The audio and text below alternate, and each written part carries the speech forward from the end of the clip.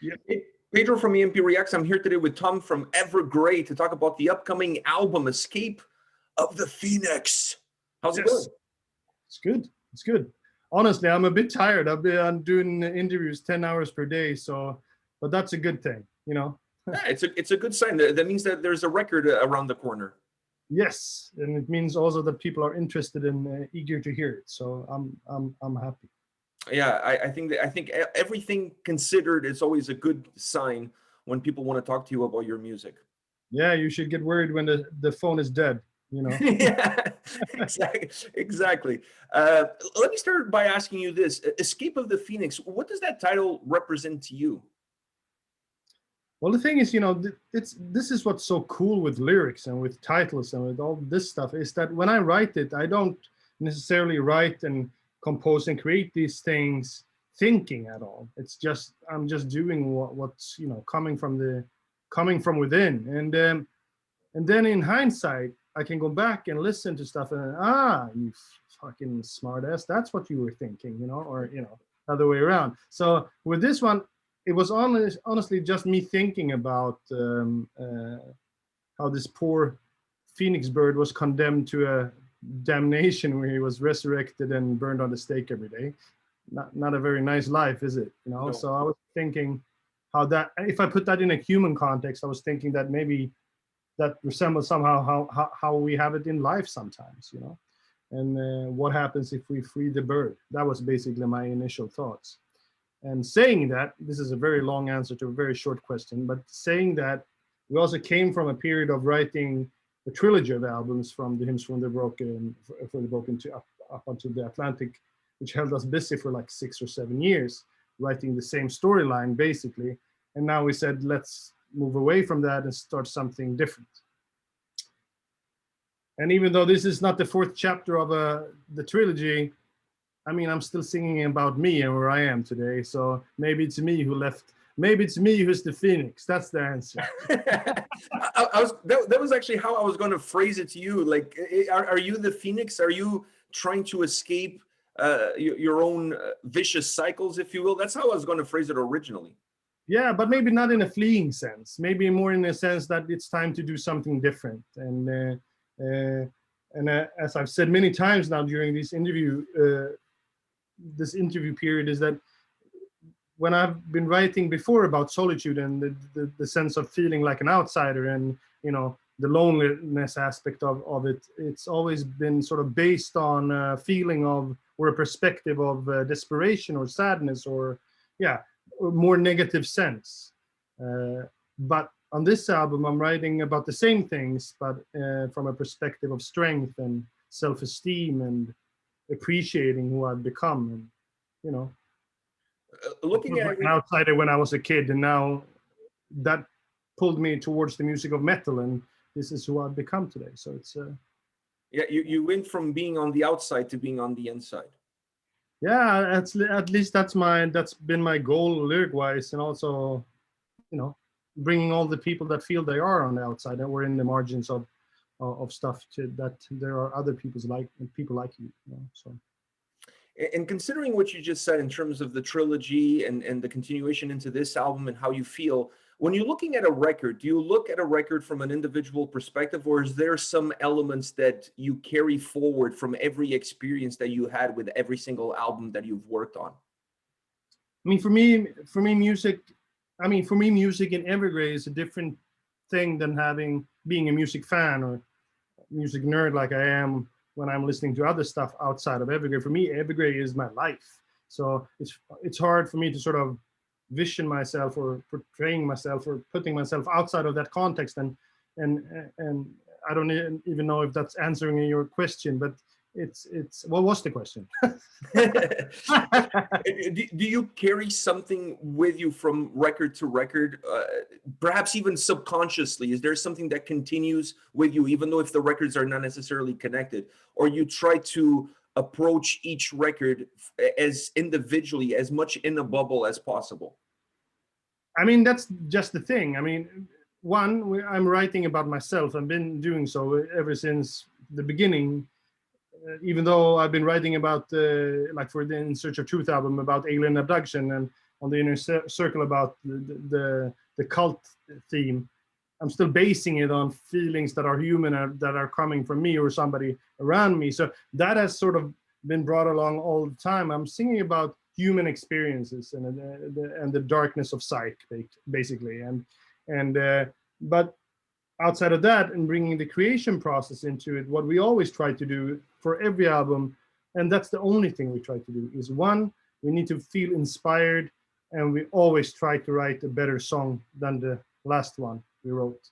And because it's so draining and so time consuming and so demanding to be an artist, I even don't like that word, but you know, a person who creates music, that it needs to be fun. If it's not fun, then I'm sort of feeling that I'm wasting my life. So, and then it's become my life, you know. So during the process when I started, it was my dream, and then it became my life, and now I'm an old fat guy who's trying to.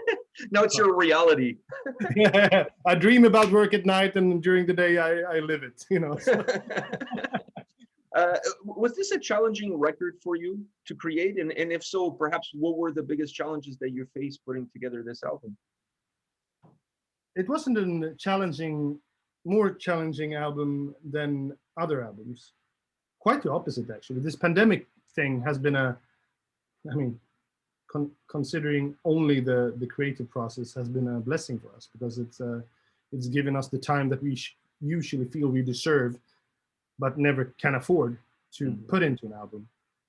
So we were just lucky to have scheduled our recording from February to October, basically, end of October. And then this pandemic happened. So I think, in contrary to many other bands, we just canceled 10 shows. That of course affect us, but not to the point where we are broke. But now it's a different story. You know, now it's a year gone and we haven't played. You know, so yeah, and with the album out, this would start a new cycle for you guys. I mean, we postponed the tour 3 times so far, and going to the US and Canada, I mean, it's going to take a good while. Yeah. It's complicated getting into the US to start with, even before the pandemic, and now I don't see it happening for a good while, to be honest. Yeah, it's true. Getting a little bit deeper into this record, I thought you guys did a wonderful job with the structure of the album. How much thought process, because you created an album that has these incredible ebbs and flows, and in my opinion, as a listener, from the moment I sit down to the moment I finish the record, I need the album to help me in the journey that I'm embarking on. Do you know what I mean? And this album did all the work. I was just a passenger, I felt, throughout the listening experience. So how much thought process do you guys put in when it comes to the track listing and the overall structure that the album has to have? 100% for several days, and that is somewhat complicated for if you look at other albums. But for this album, I just made a suggestion for Jonas first and foremost, since he's been the most involved guy in the actual creation of the music, and then I put it in a row where I saw it, and then it was just there. Pretty much the my first take on it was right. We moved one song or something like that, but usually we do put a lot of emphasis on getting that vibe. But this album is like that, and that's the same thing for choosing videos. People are asking me, how did you choose that for video, and why did you choose that song? For this album, we didn't choose. We let the record label choose, because we said any song from the album can represent the album, and that's actually true. Some of them would have been more demanding in terms of, you know, creating a huge ass picture for like a song for in the absence of sun, for instance, that I would love to have made a video for, but you know, yeah, I got lost again. I think I answered. Yeah, I think you did.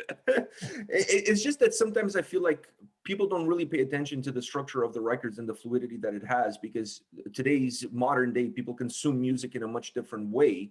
Sure. But I always feel like it's such an important aspect of the record. So that's why I wanted to ask you if this is something that you guys also consider an important aspect of your music, putting it together. All of it, everything from pictures to booklets to of course the music and the cover, all of it, the photos, the videos, all of it. We're 100% involved. So it was just lucky that it was so easy this time. But yeah, I mean, today people listen at Spotify, and most of 90% of the people today have their setting on random, so it doesn't play the album in the right order anyway. So for us, it's also important to have a song that all the songs can represent the album. I mean, why would you release songs that shouldn't be on the album? That's always been our take on it. So. Do you see this record as on the heavy side? Because I felt like even the tracks that were not necessarily musically heavy, there was some heaviness to them, either in the lyrical content or in your vocal performance. So overall, when I take a step back and I try to see the forest from the trees, I really see this as a heavier record. Do you see it that way? Yeah, I do. I don't necessarily listen to the music that much after we're done with it, but in order to prepare for the promotion like this, I had to get some sort of grasp of it. I don't have a grasp of it yet.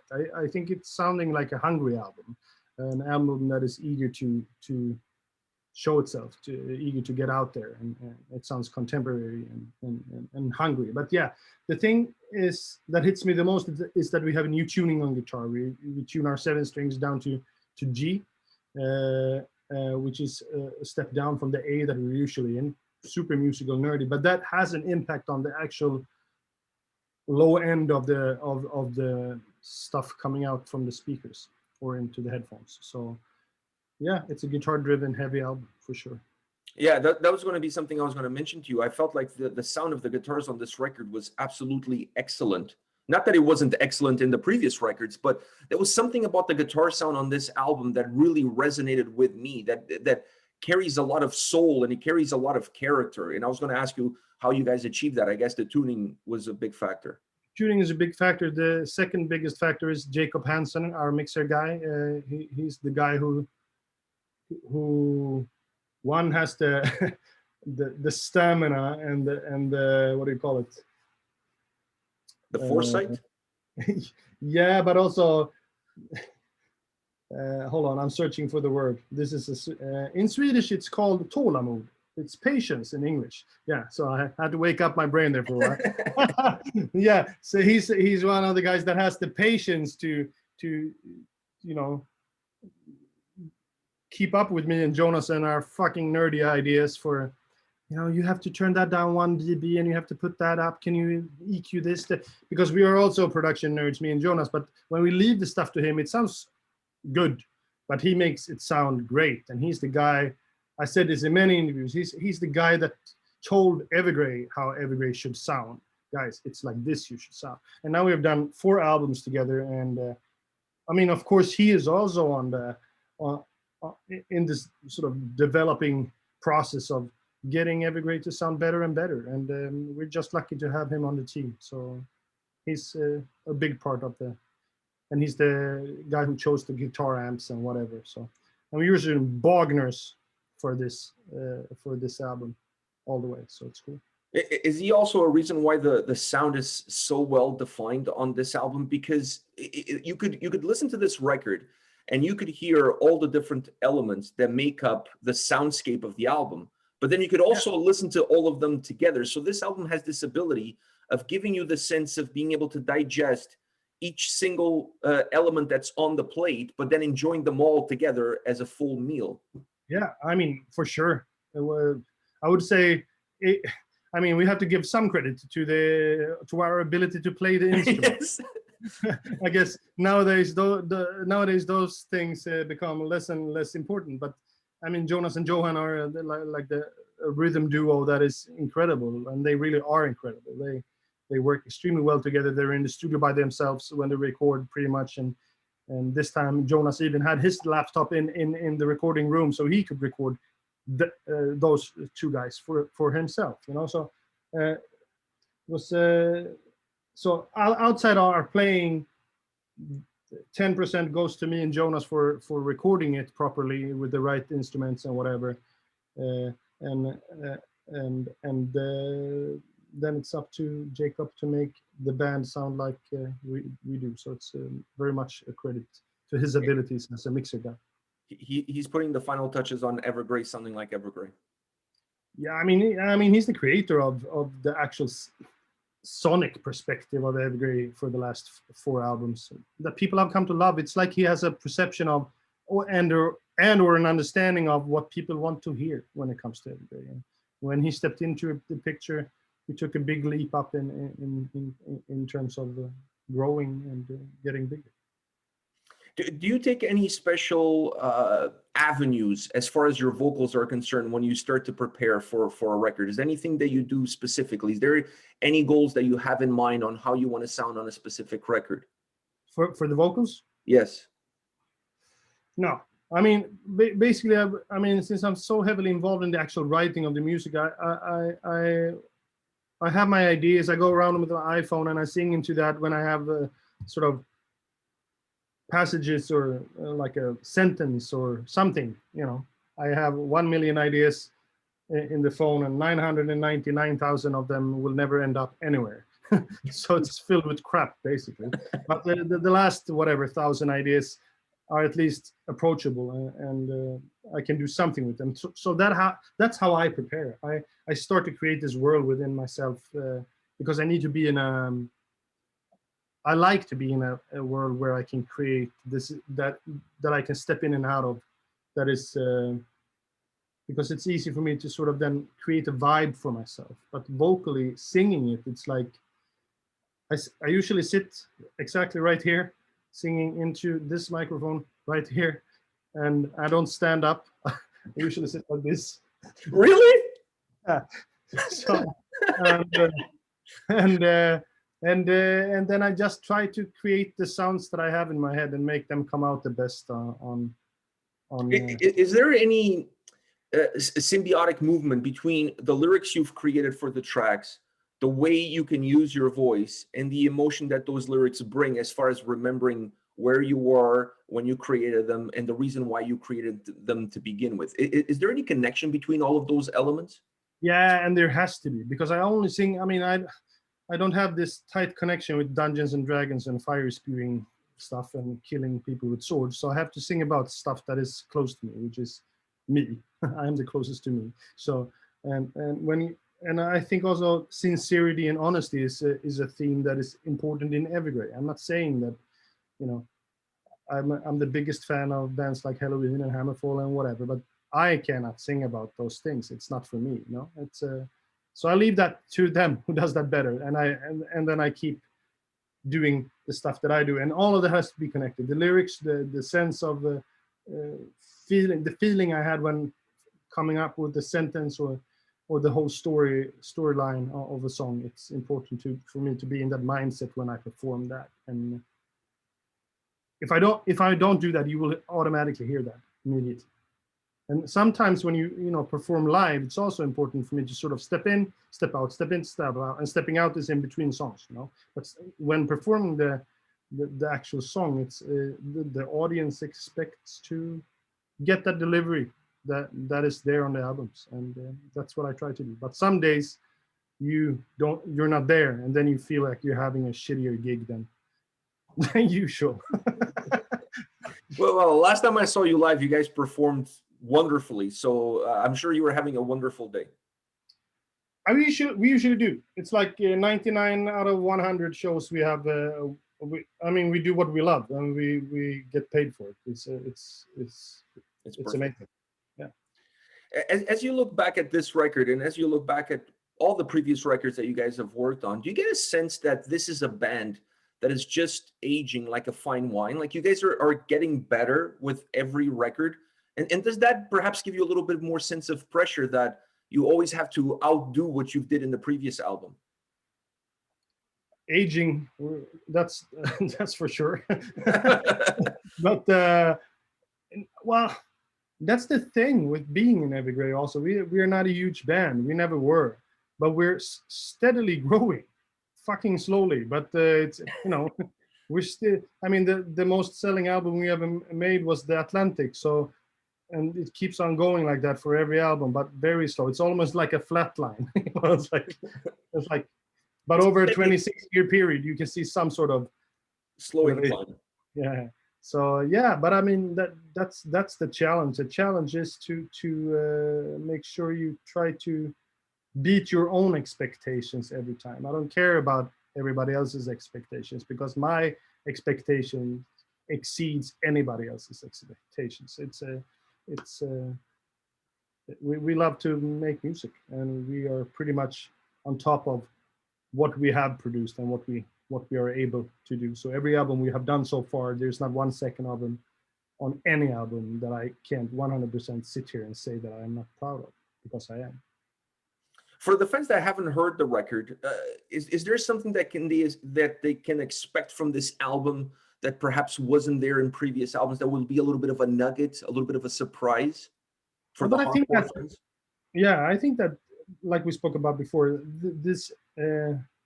this perspective of coming from a source of strength rather than coming from a source of sadness and desperation has given the, I mean, it's hard to say that Evergrey is uplifting, of course not, but you understand what I mean. It's like, there's an energy there that sounds hungry and sounds eager and sounds like it wants something.